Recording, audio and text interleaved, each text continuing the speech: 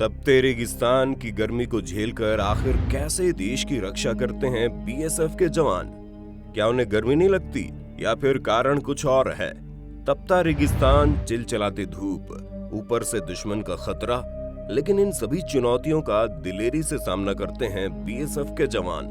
तो आखिर कैसे जिस गर्मी में 5 मिनट खड़े होने में लोगों की हालत खराब हो जाती है, उसी गर्मी में वो जवान दिन रात देश की रक्षा के लिए खड़े रहते हैं। जी हाँ दोस्तों, अब तक आप लोगों ने ये बहुत बार देखा होगा कि ठंडे इलाकों में देश के जवान किस तरह कड़ी मेहनत करके देश की आन बान और शान के लिए डटे रहते हैं। लेकिन ठंड तो जैसे तैसे निकाल ली जाती है, पर असली मुश्किल तो गर्मियों में आती है।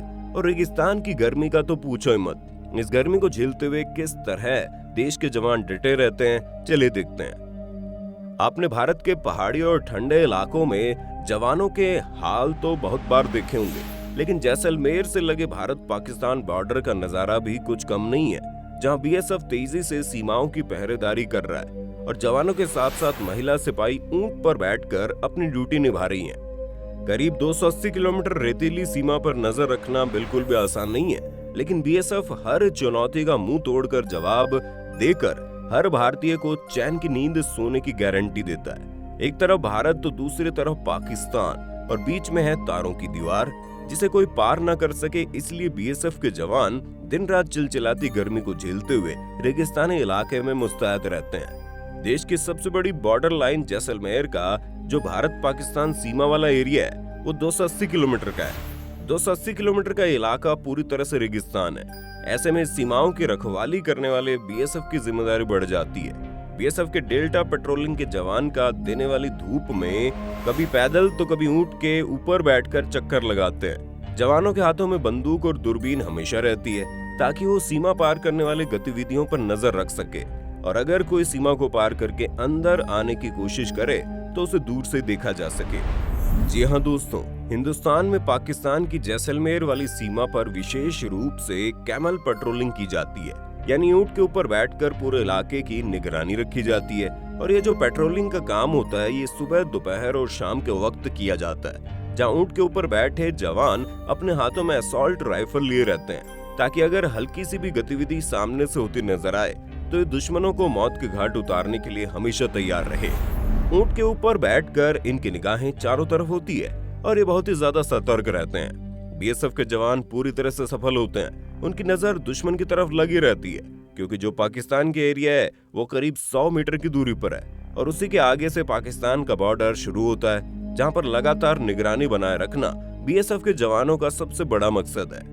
इस रेतीली बॉर्डर पर खास डेल्टा पेट्रोलिंग के जवान दिन रात अलर्ट रहते हैं। असल में पीओके में भारत के सर्जिकल स्ट्राइक के बाद जैसलमेर के बॉर्डर को पूरी तरह से सील कर दिया गया है। सीमा पर हाई अलर्ट जारी रहता है, जहां अक्टूबर जैसे महीने में भी जैसलमेर की गर्मी 40 डिग्री सेल्सियस के ऊपर पहुंच जाती है। यानी कि यहाँ हर टाइम तपा देने वाली धूप इंसान को गर्मी से परेशान करने के लिए हमेशा तैयार है। लेकिन बीएसएफ की इस महिला पलटन का हौसला मौत का डर तो कम नहीं कर सकता, तो भला तपती धूप और गर्मी की क्या मजाल है। हर समय अपने देश के लिए डटकर खड़ी रहने वाली इन महिला सोल्जर्स की नजर दुश्मन देश पर है। 400 किलोमीटर पार करने वाली राइफल चलाने में माहिर ये महिला सुरक्षा बल, मार्शल आर्ट्स की भी धुरंधर है। यानी कि अगर इनके हाथों से हथियार छीन लिया जाए तब भी अच्छों को नानी याद दिला देंगी।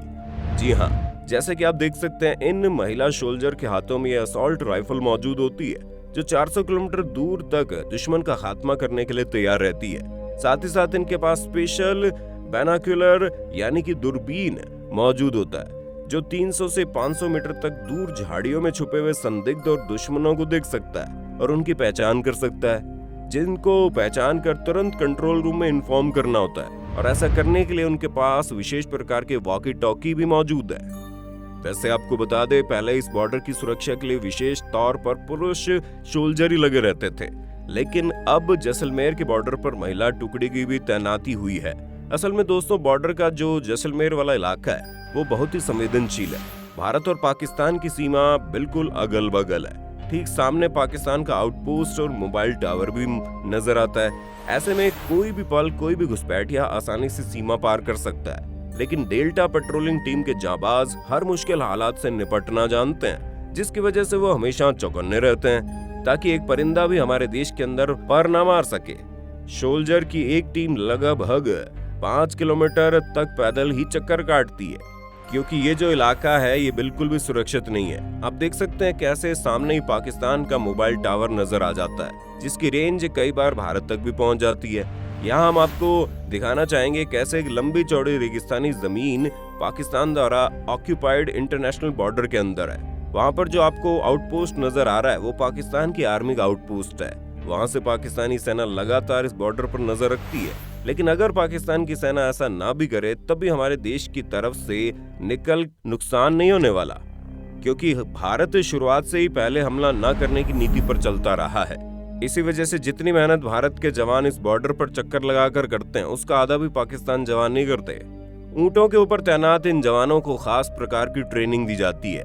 कैमल पेट्रोलिंग टीम के जवान बीएसएफ की 135वीं बटालियन का हिस्सा है। इन ऊंटों को भी विशेष प्रकार की ट्रेनिंग देकर तैयार किया जाता है। जैसलमेर की सीमा पर बीएसएफ के कुल 148 आउटपोस्ट हैं।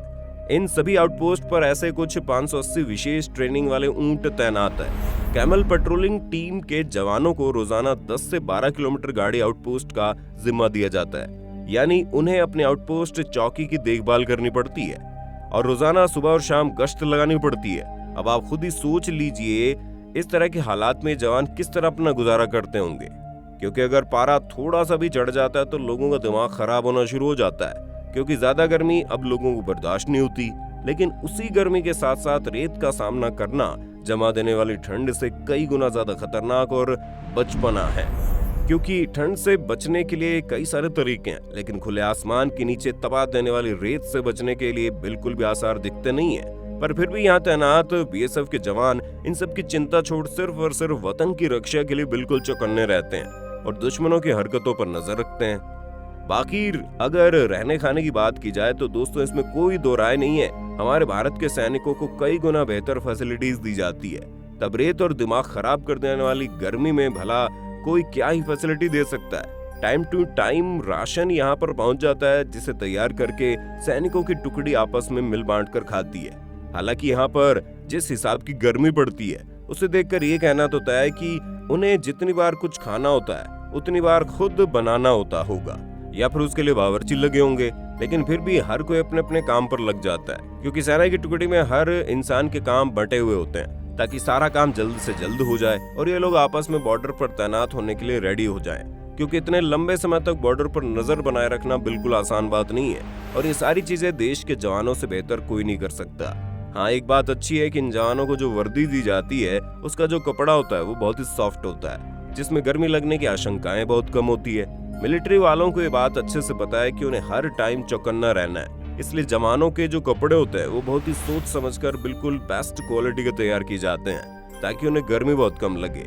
उम्मीद है जैसलमेर की गर्मी में तैनात जवानों का हाल देखकर आपको ये एहसास हुआ होगा कि हमें सुरक्षित महसूस कराने के लिए कितने सारे पुरुष और महिलाएं खुद को हर रोज खतरे में डालते हैं ताकि ये देश बिल्कुल सुरक्षित रहे। तो दोस्तों, उम्मीद है आपको वीडियो काफी पसंद आया होगा, जिसमें आपने अलग अलग तरह के जवानों को देखा।